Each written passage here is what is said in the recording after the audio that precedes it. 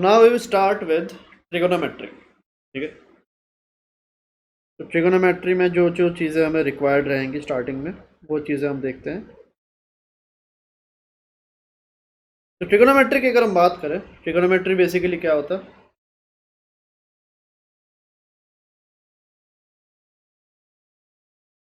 It is the mathematics which deals with the geometry of triangles.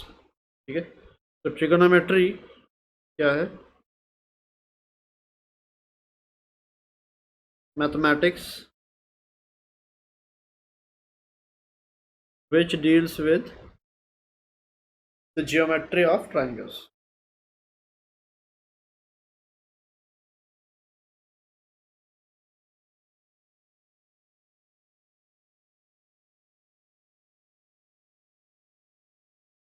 ठीक है, तो अभी देखते हैं trigonometric ratios of right angle triangles।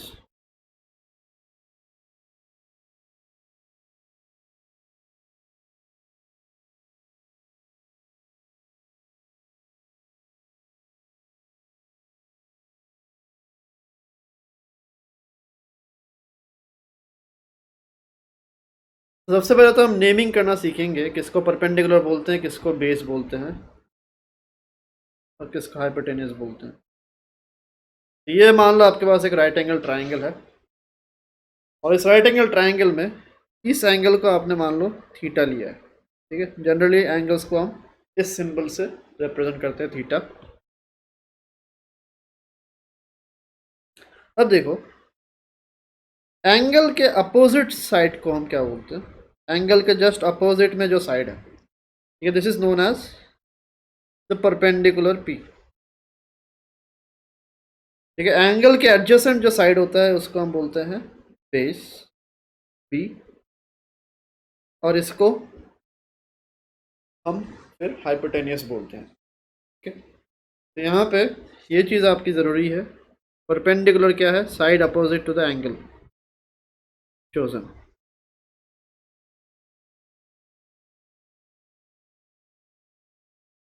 तो ऐसा ज़रूरी नहीं है कि हमेशा परपेंडिकुलर आपका वर्टिकली होगा, बेस हमेशा हॉरिजॉन्टल होगा, ऐसा ज़रूरी नहीं है।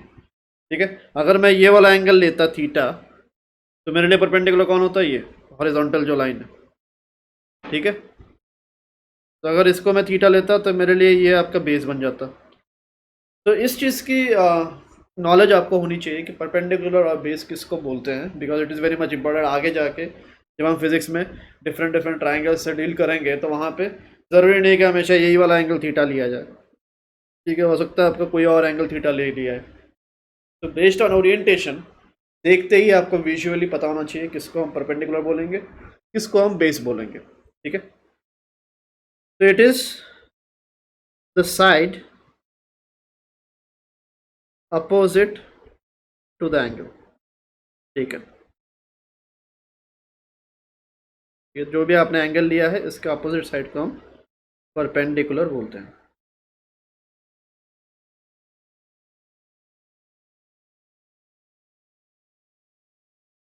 सिमिलरली बेस क्या है?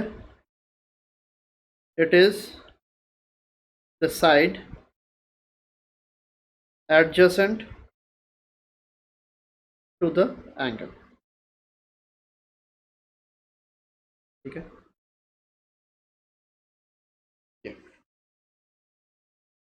तो यहाँ पे किसी राइट एंगल ट्राइंगल में जो डिफरेंट साइड्स है उनके रेशियो को कुछ स्पेसिफिक स्पेशल नाम दिया गया है, उन्हीं को हम साइन कॉस टैन ये सब बोलते हैं। This are nothing but trigonometric ratios. Triangle के डिफरेंट साइड्स के जो रेशियोज है, they have been given a specific name. ठीक है, yes, special name, and those are only known as sine cos tan cosec sec cotangent, वो सब। ठीक है, तो यहाँ पे देखो, इतना लिख लिया, इतना लिख लो, कंप्लीट करो पहले। ठीक है, तो पाइथागोरस थ्योरम से क्या आता है? बाय पाइथागोरस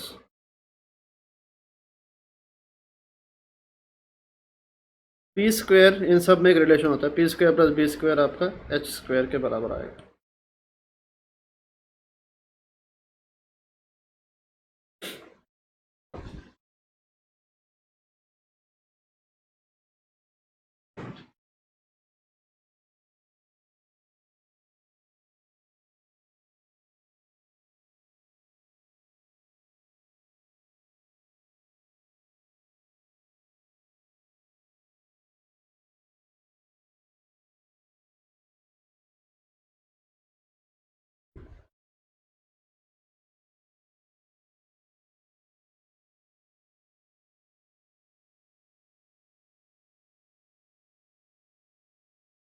हो गया।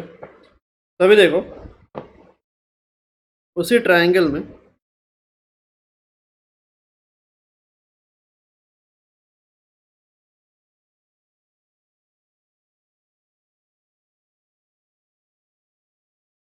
अगर आप P बाई बी की बात करो तो दिस इज या P by H perpendicular upon hypotenuse. यहाँ पे देखो आपके पास साइड्स 3 हैं, जिनके ऑल पॉसिबल कॉम्बिनेशन जो रेशियोज के हैं वो 6 बन सकते हैं टोटल।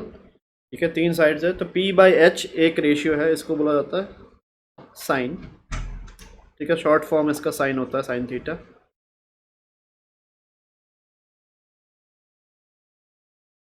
साइन थीटा लिख लो चलो। सिमिलरली B बाई एच इसको बोला जाता है, इस रेशियो को स्पेशल नाम दिया गया है कॉस थीटा। सिमिलरली अगर आप P बाई बी निकालोगे इस रेशियो को बोलते हैं टैन थीटा। ठीक है, सिमिलरली इसके रेसिप्रोकल्स भी होते हैं H बाई पी, ये आपका कोसाइन कोसेक थीटा, इसको H बाई बी, इसको सेक थीटा बोला जाता है। ये B बाई पी, ये जो रेशियो है this is known as cot theta. ठीक है, तो ये आपके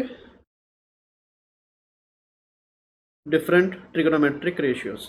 यहाँ पे अगर आप देखोगे तो यहाँ पे हमने क्या किया, जितने भी P, B और H है इन सब का हमने जो भी कॉम्बिनेशन पॉसिबल था सबको एक एक नाम दे दिया। ठीक है, P by B, P by H, P by H, B by P. ठीक है, P बाई बी या P बाई एच तो हो गया, P बाई बी और B बाई पी। ये सारे जितने भी आपके पॉसिबल रेशियोज थे। ठीक है, 3 अगर साइड्स है तो उनके रेशियोज 6 पॉसिबल है, सबको एक स्पेशल नाम दिया गया है। ठीक है, तो यही इन्हीं को हम sine theta, cos theta, tan theta, cosec, sec and cot, ठीक है, इस हिसाब से जानते हैं। ठीक है, तो अभी हम क्या करेंगे, अभी कुछ क्वेश्चंस करते हैं। देखो अगर मैं आपको साइन थीटा दे दूं तो उसमें से कॉस थीटा और टैन थीटा कितना होगा वो आपको निकालना है। तो मान लो ये 12 है, ये 5 है, या इस ट्राइंगल में मान लो आपका ऐसा दिया गया है साइन थीटा इज 12/13। तो find cos theta and tan theta.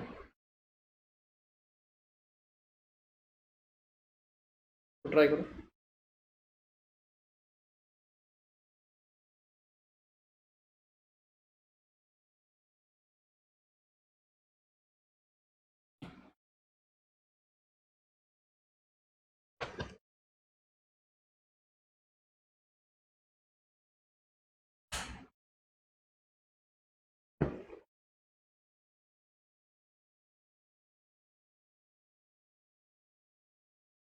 बोलो।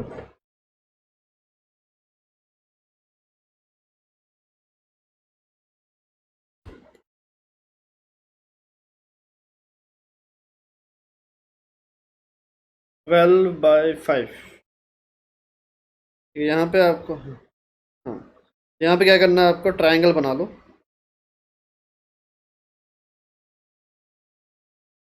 ठीक है, तो ट्राइंगल बना के आप इसको थीटा ले लो।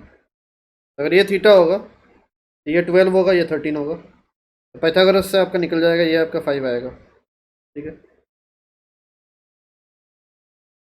तो 12 स्क्वायर प्लस 5 स्क्वायर आपका 13 स्क्वायर होता है, इसलिए। या फिर आप अगर ऐसा करना चाहे, इसको परपेंडिकुलर एंगल को उल्टे साइड को परपेंडिकुलर ले लो, P square plus B square आपका एस स्क्वायर होता है। तो पी स्क्वायर आपको 12 square plus B square is equal to 13 square, तो यहीं से आपका बी स्क्वायर आ जाएगा, बी स्क्वायर आपका 25 आएगा, बी आपका 5 आएगा। तो ये आ गया। तो जैसे आपका ये आ गया तो नाउ आप क्या कर सकते हो, देखो अभी आप निकाल सकते हो कॉस थीटा जो कि क्या होगा B by H. B by H कितना आ रहा है यहाँ पे, बी बाई एच इज 5/13। ठीक है, tan थीटा ये कितना होगा, tan थीटा आपका 12/5, बी बाई बी 12/5। तो ऐसे आपको बहुत क्वेश्चंस आते हैं फिजिक्स में, बहुत क्वेश्चंस नहीं मतलब बहुत जगह ऐसा यूज़ होता है। यहाँ पे आपको साइन की वैल्यू पता है, कॉस और टैन के निकालने पड़ जाए, आपको सेक के निकालनी पड़ जाए। ठीक है, तो वही चीज़, तो ऐसे आपको निकालना है। ठीक है, एक और एग्जांपल देखते हैं। एक स्पेशल ट्राइंगल है, ठीक है, वो बहुत आपका इंपॉर्टेंट है फिजिक्स के पॉइंट ऑफ व्यू से, वो देखते हैं। कितना लिख लिया, एंगल ऑफ 3, 4, 5,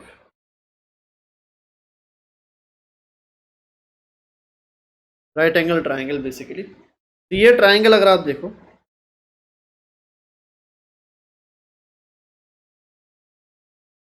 ये 3 है, ये 4 है और ये 5 अगर है, तो होता है क्या है देखो, इस ट्राइंगल में ये वाला एंगल यहाँ पे tan आपका 3/4 हो, ठीक है, तो ये आपका होता है 37 डिग्री। और ये आपका जो होता है जहाँ पे tan आपका 4/3 हो, ये आपका होता है 53 डिग्री। ठीक है, तो इसको अगर मैं θ1 लूँ, इसको अगर मैं θ2 लूँ, तो tan θ1 अगर आपका 3/4 होगा, tan θ2 कितना होगा, θ1 मतलब इस एंगल को अगर आप मान रहे हो ये आपका परपेंडिकुलर बन गया, ये बेस बन गया, तो p/b आपका 3/4 हो गया। सिमिलरली इसको अगर मैं θ2 लूँ तो tan थीटा क्या होगा 4/3। ठीक है, तो अगर ऐसे रिजल्ट्स आते हैं तो ये क्या होता है, इसमें आपको सीधा देखना है कि ये कब होता है, व्हेन θ1 इज 37 डिग्री, ये व्हेन θ2 इज 53 डिग्री। ठीक है, तो ये 37 और 53 जो है they are of special importance in physics. ठीक है, तो फिजिक्स में ये बहुत बार आपको आता है, 3, 4, 5 वाला जो ट्राइंगल है, तो यहाँ पे आप 37 डिग्री के हिसाब से और 53 डिग्री के हिसाब से कुछ वैल्यूज लिख के रख सकते हो। साइन 37 देखो ट्राइंगल से, इसको आपको मानना पड़ेगा θ1, साइन 37 कितना होगा 3/5। ठीक है, कॉस 37 ये कितना होगा 4/5, एंड tan 37 इज 3/4। ठीक है, सिमिलरली 53 डिग्री की अगर बात करें, साइन 53 डिग्री, तो बेसिकली θ2 को अगर आप उसके रेस्पेक्ट में अगर आप देखो, तो साइन अगर ले रहे हो तो p/5, p/h 4/5 हो गया। cos 53 अगर आप लोगे, ये कितना होगा 3/5, tan 53 अगर आप लोगे तो ये आपका आएगा कितना, tan 53 इज 4/3। ठीक है, अभी देखते हैं साइन कर्व। तो साइन कर्व में हम क्या देखेंगे, तो इस कर्व से आपको सारे वैल्यूज जो है साइन के वो मिल जाएंगे। तो sine curve is like the shape is having the shape of a wave, एक वेव की तरह होता है, and this wave starts from zero. यहाँ पे अगर मैं y में x लूँ और y सॉरी x, इस इधर हम x ले रहे हैं x एक्सिस में, और y एक्सिस में हम ले रहे हैं साइन x। ठीक है, तो इसका ग्राफ अगर हम देखें, इसका ग्राफ आपका कुछ इस टाइप का होता है।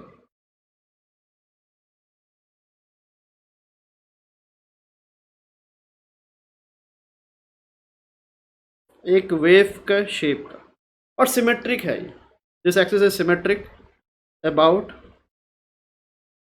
this graph is symmetric about this axis, is symmetric about this axis as well। मतलब ये पार्ट अगर आप देखो, ये part and this part are mirror images. ठीक है, and the upper part and the lower part these are also mirror images, ये भी मिरर इमेजेस है। तो आपके दो एक्सिस ऑफ सिमेट्री, और ये भी आपके मिरर इमेज, ये दोनों। ठीक है, तो एक्सिस ऑफ सिमेट्री आपको कितने मिल रहे हैं, 3। तो ये पूरा आपका सिमेट्रिक ग्राफ है। तो एक साइड का अगर आपको पता जाए, इस साइड का अगर आपको पता है कि डिफरेंट लोकेशंस में क्या क्या वैल्यू है, तो वही चीज़ आप इधर भी निकाल सकते हो, इसमें भी निकाल सकते हो, इसमें भी निकाल सकते हो, सब निकाल सकते हो। ठीक है, तो ये आपके क्या, these are the axis of symmetry.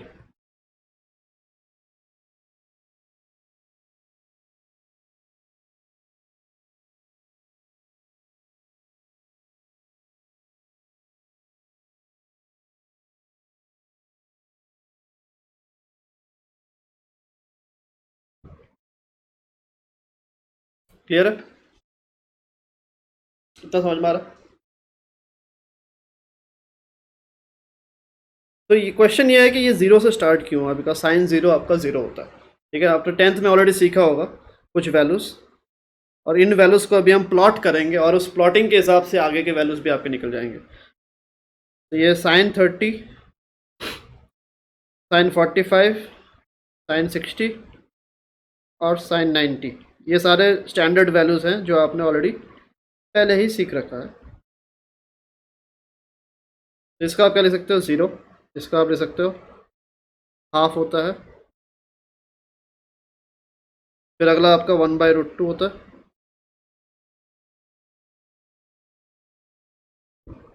तो ये आपका √3/2 और ये आपका 1। ठीक है, तो ये आपके वैल्यूज़ हैं। तो ये आपका हो गया ज़ीरो, ये 0.5। ठीक है, अगला आपका 1/√2 मतलब 1.414, 0.7 आ रहा है। ठीक है,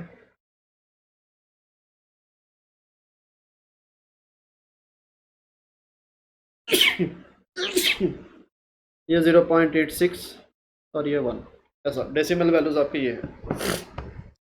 ठीक है, तो ये आपको ऑलरेडी पता है। तो आपको ये चीज़ याद रखना है, ज़ीरो से हाफ बड़ा है, फिर असेंडिंग ऑर्डर और डिसेंडिंग ऑर्डर आपको याद रखना है। ज़ीरो, फिर हाफ, फिर 1/√2, फिर √3/2, फिर 1, ये आपका असेंडिंग ऑर्डर है।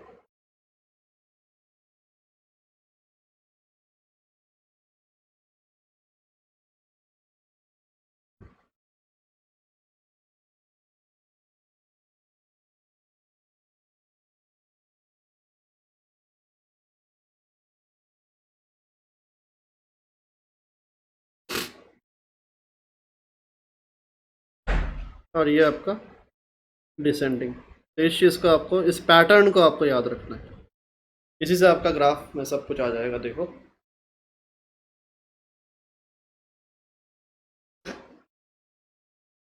यहाँ पे अगर हम प्लॉट करें तो लाइंस कहाँ कहाँ हमारे प्लॉट होंगे, एक 0 डिग्री पे हुआ, अगला आपका 30, 60 और बीच में आपका 45 रहेगा।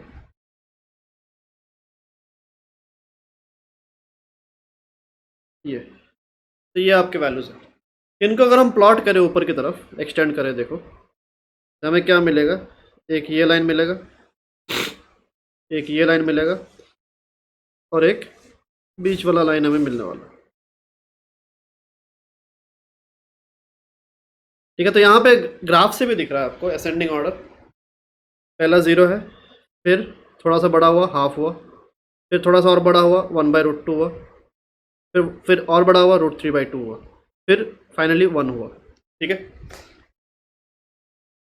तो ये आपका सिमेट्री से क्या बन रहा है, देखो जिसके रिटर्न एज हाफ, ये 1/√2 और ये √3/2 और फिर ये आपका 1। क्लियर है ये चीज़? इतना समझ में आ रहा है सबको?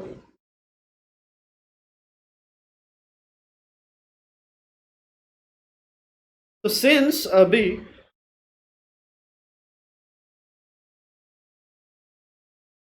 अभी देखो सब कुछ सिमेट्रिक है, तो इसके अबाउट अगर मिरर इमेज है तो दूसरे साइड के वैल्यूज भी आप बता सकते हो।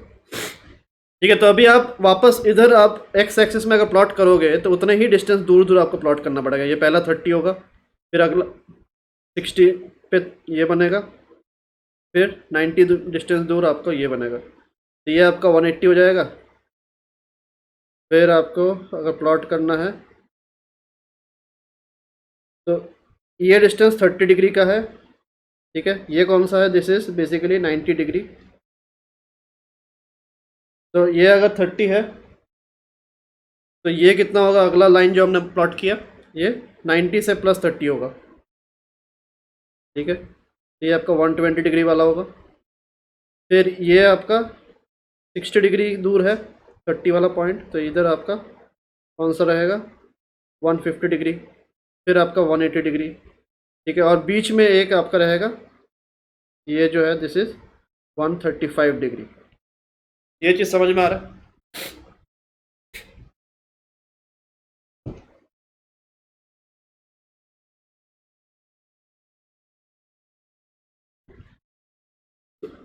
तो सब कुछ हम सिमेट्री से बना रहे हैं। तो यहाँ पे देखो, अगर ये इसका लेंथ √3/2 है तो इसका लेंथ भी क्या हो जाएगा मिरर सिमेट्री से √3/2। फिर अगला मिरर सिमेट्री से ये आपका 1/√2 हो जाएगा। फिर ये आपका बन जाएगा हाफ। फिर फाइनली आपका 0। तो ये आपका सिमिलरली उसी हिसाब से ये √3/2 1/√2 और ये हाफ। तो जिस हिसाब से ऊपर चढ़ा था उसी हिसाब से स्टेप बाय स्टेप वो नीचे आएगा, फिर उसी हिसाब से और नीचे जाएगा और फिर वही। तो इसको अगर आप वापस बनाओगे इधर भी आपके से ही आपके बनेंगे इक्वल डिस्टेंस दूर दूर।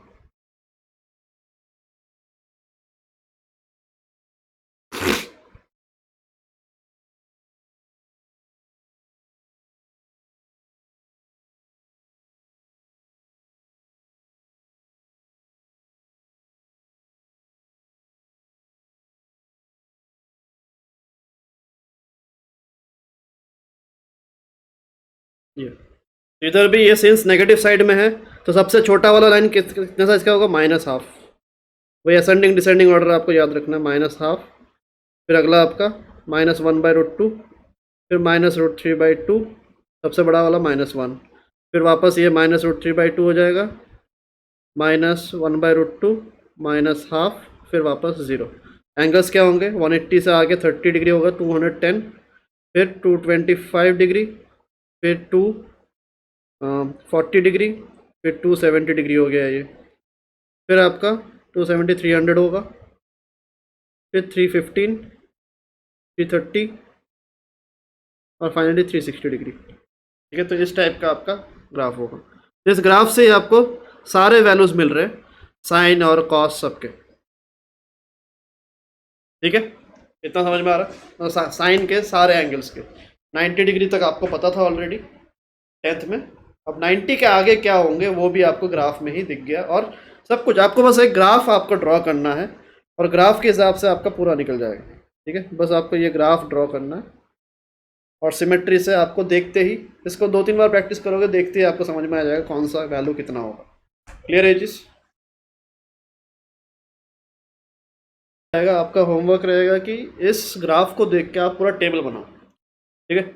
इस ग्राफ को रेफर करके आपको टेबल बनाना है साइन 0 से लेकर 360 डिग्री जो स्टैंडर्ड एंगल्स है, ठीक है। जो एंगल्स हमने यहाँ पे मार्क किए उन्हीं के वैल्यूज़ आपको एक टेबल में प्लॉट मतलब लिखना है। क्लियर है, ये आपका होमवर्क रहेगा। Please like share and subscribe and hit the bell icon for future updates.